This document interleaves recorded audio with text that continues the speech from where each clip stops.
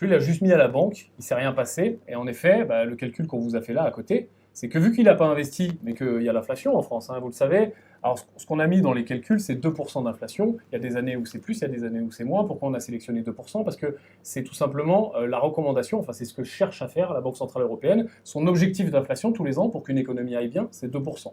Donc quand on tire 2% d'inflation pendant 20 ans, on avait 320 000 à la banque, mais nos 320 000 valent plus que 225.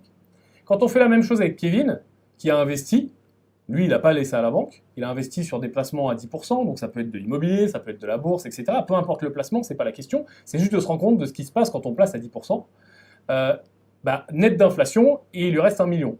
Et Bradley, qui lui, il est allé là, il a travaillé son projeté, donc du coup il a gagné plus, par plein de façons, hein, en investissant dans l'immobilier, en bourse, en faisant peut-être du trading, peut-être en changeant de travail et en étant payé ne serait-ce que 200 euros de plus par mois, ça fait une différence encore une fois sur son cash flow.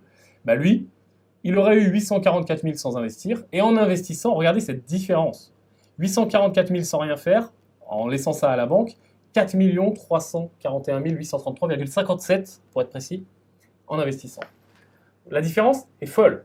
Elle est folle. Vous le voyez là visuellement, pareil, quand vous allez le remplir, hein, ça va vous calculer tout ça. C'est plus des marches, c'est le Grand Canyon entre ces trois profils-là. D'ailleurs, Yann, j'aimerais pouvoir faire un dessin Tout pour à fait. expliquer Y égale à X pour bien